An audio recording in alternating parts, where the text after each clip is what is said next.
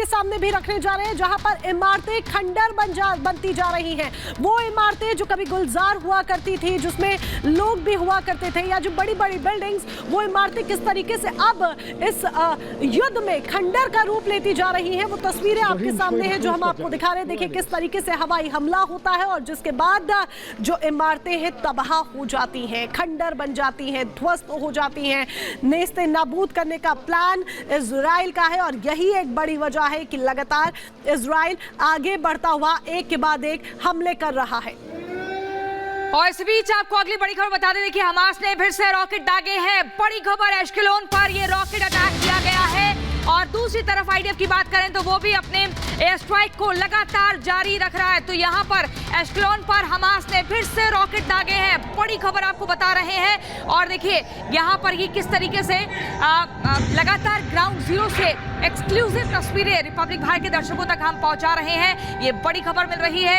Ashkelon पर इससे पहले भी जबरदस्त तरीके से ताबड़तोड़ हमला किया गया था, रॉकेट फेंका गया था और आईडीएफ की तरफ से भी हमास के आतंकियों को ठिकाना, उनका चुन चुनकर उन्हें निशाना बनाया जा रहा है, नेस्तनाबूद किया जा रहा है। यहीं से हम आगे चर्चा की शुरुआत करेंगे और हमारे साथ स्टूडियो में बेहद खास मेहमान भी होंगे। लेकिन पहले ये तस्वीरें हम आपको दिखा रहे हैं और ये तस्वीरें आप देख रहे हैं किस तरह से, देखिए हमास का ये हमला। तो तस्वीरें लगातार हम आपको दिखा रहे हैं और जिस तरीके से हमला बोलता हुआ इजराइल नजर आ रहा है। उसके बाद हमास के कई ऐसे टॉप कमांडर भी हैं जो ढेर हो चुके हैं। अमजद ओहदे नेवी कमांडर है, ढेर हो चुका है। इसके बाद हम बात करेंगे मेराद अबू की, जो कि वायुसेना का कमांडर है, ढेर किया जा चुका है इजरायली सेना की तरफ से। ये 2 कमांडर ही नहीं बल्कि इसके बाद लिस्ट भी बहुत लंबी है। अगली लिस्ट में नाम आता है, इस लिस्ट में मोहम्मद अब्दुल्लाह का, एंटी टैंक मिसाइल कमांडर था मोहम्मद अब्दुल्लाह, जो कि ढेर किया जा चुका है आईडीएफ की तरफ से, यानी कि इजराइल डिफेंस फोर्स की तरफ से। ये लिस्ट बहुत लंबी है। हमास के तमाम ऐसे टॉप कमांडर हैं जो कि ढेर किए जा चुके हैं और जिसकी वजह से हमास आतंकी संगठन कहीं ना कहीं वीक पड़ता हुआ नजर आ रहा है। क्योंकि जब कमांड करने वाले इतने जो बड़े बड़े आतंकवादी हैं वो ढेर किए जाते हैं, तो उसके बाद कहीं ना कहीं हमास के लिए कई तरह की चुनौतियां जो हैं वो आगे आकर जरूर खड़ी हो जाती है। ये 3 नाम हमने आपको बताया, लेकिन सिर्फ ये 3 नाम ही नहीं, इसके अलावा भी तमाम तरह के नाम हैं जो इस लिस्ट में शामिल हैं। इजरायली सेना लगातार हमला बोलती हुई गाजा पर नजर आ रही है और यही एक बड़ी वजह है कि इसमें हमास आतंकी संगठन के जो तमाम ठिकाने हैं वो भी नेस्ते नाबूद होते जा रहे हैं। कई इमारतें हैं जो कि खंडर का रूप लेती जा रही है। और इस बीच एक बड़ी खबर आपको बता दें, हमास ने 2 अमेरिकी नागरिक रिहा कर दिए हैं। अमेरिकी मां बेटी को हमास ने रिहा किया है। आईडीएफ ने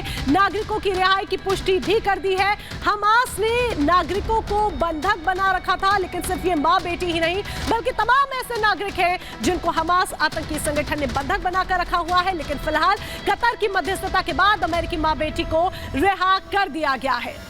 तो चलिए इसी के साथ हम चर्चा की शुरुआत करते हैं। कौन कौन से हमारे साथ पैनल में मेहमान हैं आपको जल्दी से मैं बता देती हूँ। रिटायर्ड मेजर जनरल संजय सोई हमारे साथ है, डिफेंस एक्सपर्ट के तौर पर retired group captain UK Devnath ji हमारे साथ, और रिटायर्ड कर्नल शैलेंद्र सिंह हमारे साथ जुड़ गए हैं डिफेंस एक्सपर्ट के तौर पर। सबसे पहले शैलेंद्र सिंह, मैं आपके पास आना चाहूंगी। सर, कतर की मध्यस्थता के बाद हमास के आतंकियों ने इन अमेरिका के 2 बंधकों को रिहा कर दिया है। जो बाइडेन ने परिवार के लोगों से बातचीत की है, हर मदद का आश्वासन दिया है, लेकिन इस पूरे सिनेरियो को कैसे देखा जाए? देखिए, सबसे बड़ी बात हम शुरू से कहते आ रहे थे कि कतर इज द मास्टरमाइंड। क्यों? क्योंकि इनका जो हमास का चेयरमैन है वो वहां रहता है ज्यादातर टाइम, अभी भी। सबसे बड़ी बात यह है, दैट मीन्स व्हाट, कि कहीं ना कहीं कतर हमास को सपोर्ट जरूर कर रहा है, अदरवाइज वो क्यों रखेगा। अब आगे बात, अगर आप चेयरमैन रखते हो और यूएस का प्रेशर ज़्यादा है तो आपने इजरायलीज को नहीं छोड़ा। वो एक्सक्यूजेस कोई भी हो कि वो ह्यूमैनिटेरियन ग्राउंड और कौन सा ग्राउंड, मुझे नहीं लगता कोई ग्राउंड है सिवाय इसके कि this is also called as manipulation, कि आप यूएस वाले को पहले छोड़ रहे हैं। दैट मीन्स यूएस को आप बोल रहे हैं कि थोड़ा रुकिए, आप इजराइल को कंट्रोल करिए कि ये कुछ आगे बात बन सकती है। This is also one very major signal.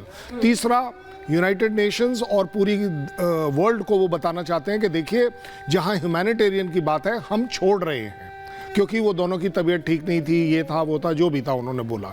सबसे बड़ी बात जो आती है, जो मेरा पिन पॉइंट है, अगर कतर तुम उसके चेयरमैन को अपने यहाँ रख सकते हो तो ये बंधकों को छुड़ा क्यों नहीं सकते? अभी इससे पहले भी न्यूज़ आई थी, अगर आपको याद हो, कि वो लेडीज़ और बच्चों को छुड़ाने के लिए तैयार है। I hope you remember that. ये तकरीबन 4-5-6 दिन पहले की बात है। कि वो उसमें मध्यस्थता कर रहा है, वहाँ ट्राई कर रहा है, मिस्र कुछ और ट्राई कर रहा है, कोई कुछ और ट्राई कर रहा है, वो सब एक अलग बात है। बट यहाँ बड़े अथॉरिटेटिवली स्टेटमेंट थी।